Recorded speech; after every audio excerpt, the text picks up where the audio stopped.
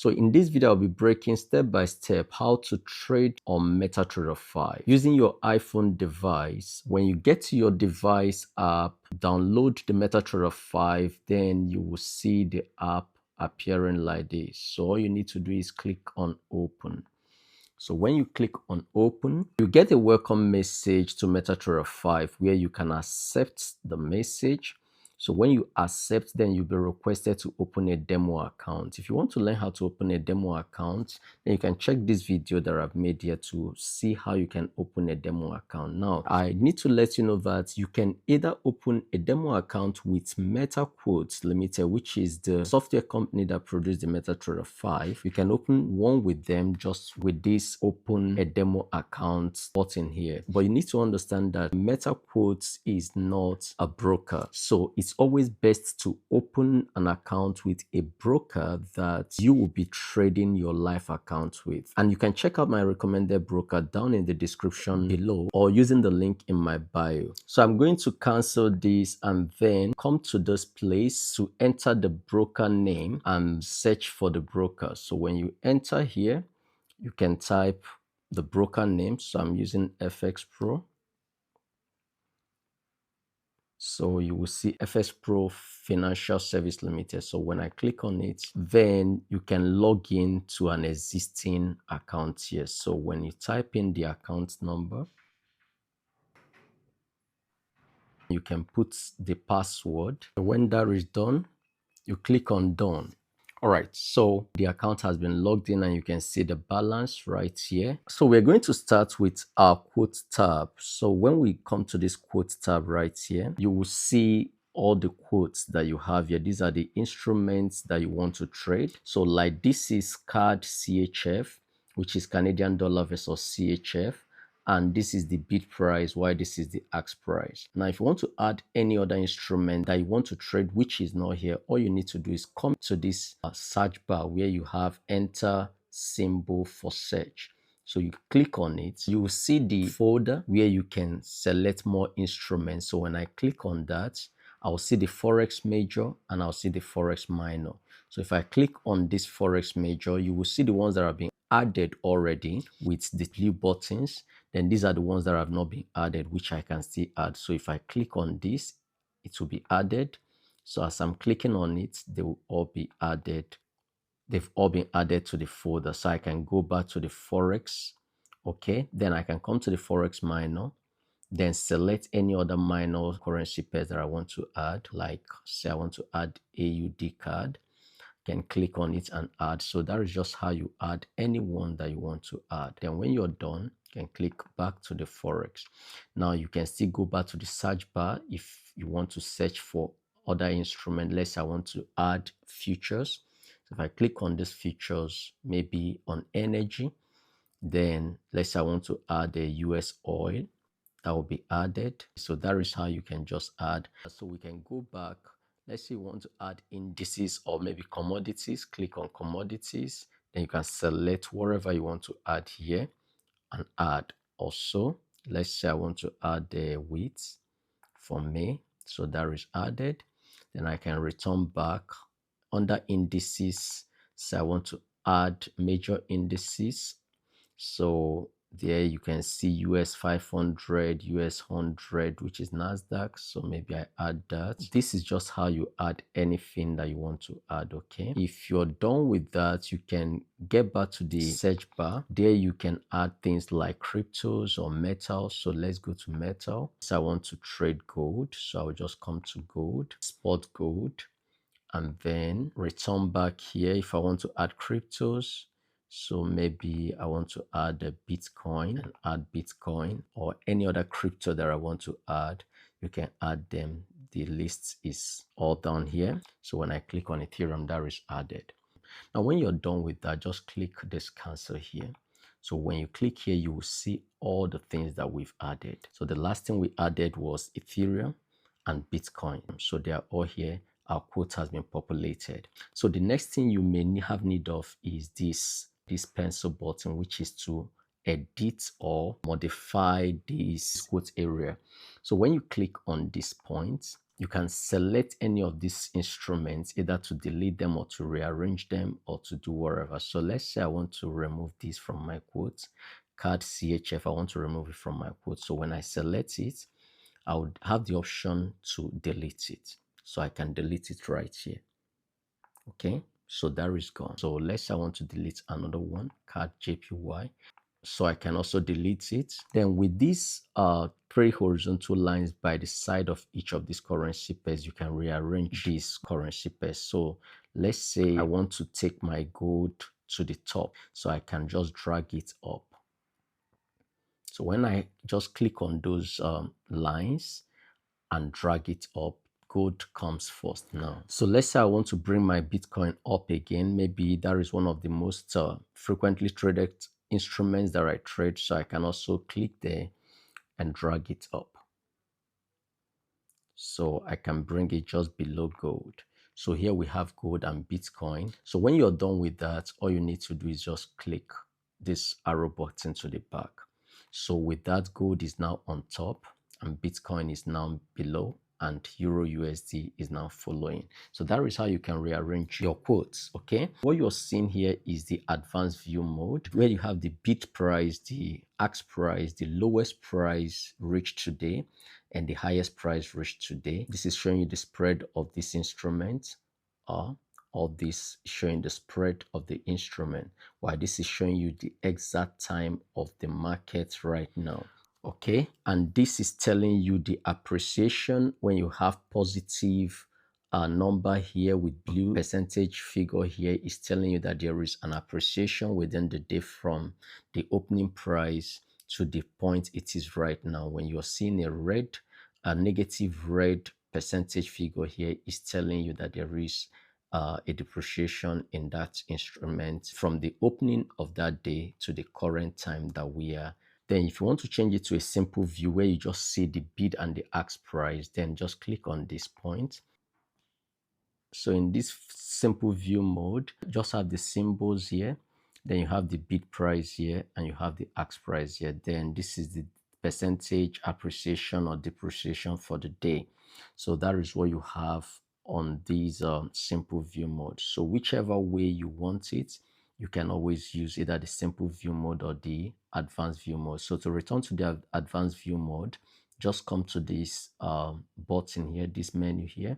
So when you just click on it, it returns to the advanced view mode. All right. If you want to know the properties of each of these currency pairs or these instruments, just click on the instrument. When you click on the instrument, like we just clicked on gold, you will see the details of that instrument, gold ounce versus US dollar. Then you can see the trade button. If I want to place a trade on gold, I'll just click on this button. If I want to go to the chart section, I'll click on this button. If I want more details about gold, I'll click on this button. Then if I want to get more statistics or the depth of market, I'll click here. Then if I want to delete it from these quotes, I can click here to delete it from the quotes, just like we could delete it using this pencil icon right here. So let's say I want to see the details, more details about gold, and I click on these details. So when I click on these details, you see that it will bring out details of this gold, telling me everything I need to know about this gold. The sector, basic materials, industry, gold, country, United States, digits, 2 digits, contract size 100. All these are the things you need to know. Things like swap, when you're longing this gold, each day it crosses over to the following day, you will get to see a negative swap. And if you're shorting gold, each day you have it cross over to the following day, you're having a positive swap of this amount. So that is the interest you're paid for leaving your trade overnight, either a negative one if you're long or a positive one if you're short. If it crosses Wednesday night into Thursday, then you'll be having 3 times of this swap rate. So you'll be having about 3 times of this or 3 times of this, depending on which side of the market you are at that time. So else you can just use this close button and return to the quote. For us to move forward, we just need to click on this chart section to see what it looks like. Click on charts. So when you click at this point, you will see other time frames. So this is 1 hour time frame. So I've just changed it to 1 hour time frame. You can always zoom out by using your 2 fingers to pinch. So there are other things you can do from the chart section. This is the crosshair. When you tap on this crosshair, it shows you the price level at this point. Then this was the date that occurred. Then another thing you can use the crosshair to do is to measure the pip value between one level to another. So let's say I want to know the number of pips from here to this level now. I can check it just by long press on it and just drag it down to the price level that I want to get the exact number of pips. You can see right here that it has gone about 13,543 points, which is about 1,354 pips, 3 pipettes. Okay, that is the amount of pips that we have within this distance. It took about 14 bars for this move to occur. So that is how you can use crosshair to check the amount of pips that you have within a certain price range. All right, if you want to remove the crosshair, just return back to this crosshair symbol here, click on it, and it's gone. All right, then the next thing that you can do is to add indicators. So this is your indicator buttons. When you click on this indicator button, there you will see main window. So to add an indicator to the main window, just click on this plus button here. When you click on it, you will see all types of indicators ranging from trend indicators to the oscillators, down to the volume indicators and the Boolean indicators. So whichever indicators you know how to use, you can add them. Let's say I want to add Bollinger Band. So when I click on Bollinger Band, these are the parameters. So let's say I just click on done.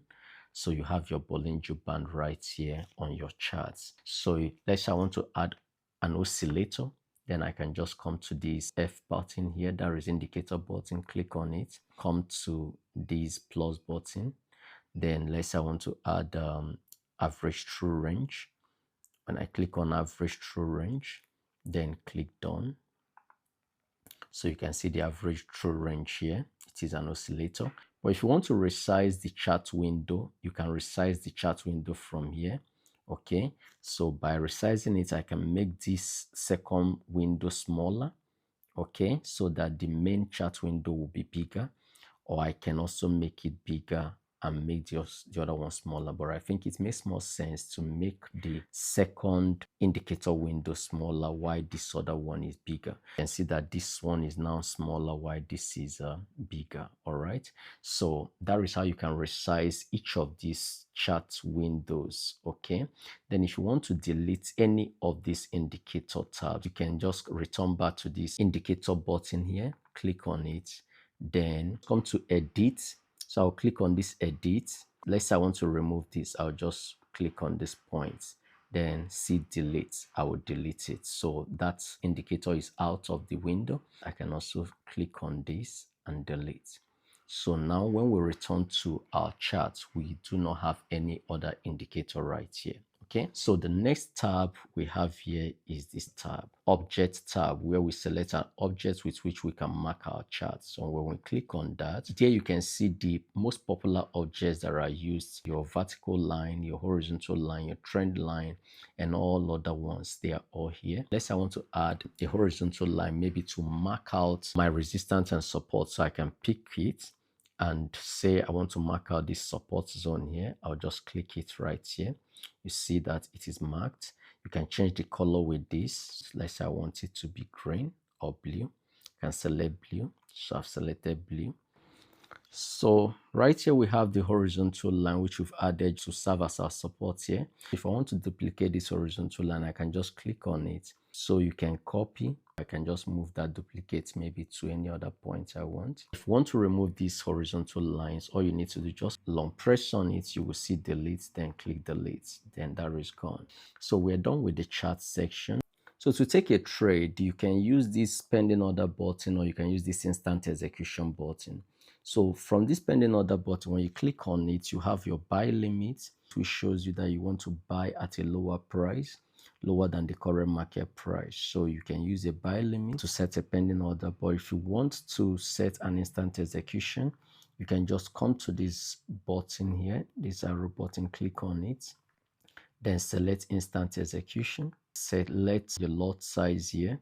Then the stop levels, you click here to set your stop levels. You can just place buy.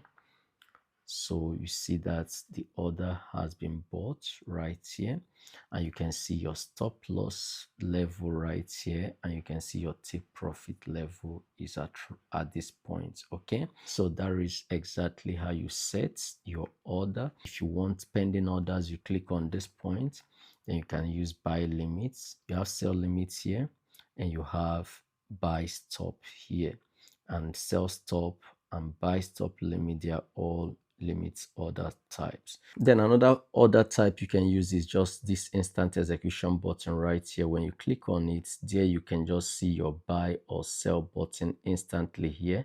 You can place your order instantly without placing your stop loss or your take profit. So that is how this one works. If you come to the trade section, so here in the trade section, that is where you will see the trade that you have. This is the trade we placed.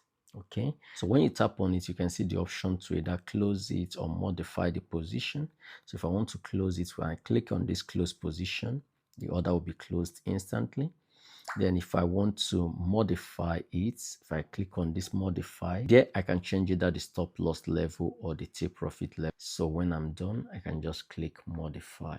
And if you want to close it instantly, you can just click on close, and that will be closed. If you want to do a bulk operation, let's say I have so many orders and I want to do bulk operation, I'll just click on this bulk operation. Then I'll be able to close as many of those orders at the same time without having to do it individually one by one. So let's say I want to close. If I click on this close, then it will ask me whether I want to close 0.02 lot size at this point. If I want to close, I'll just say close buy of 0.02 by market with profit of, this will be the profit. I can do a partial closure by just reducing the lot size. So if I reduce the lot size by using this button here, maybe I want to close 0.1 instead of 0.2.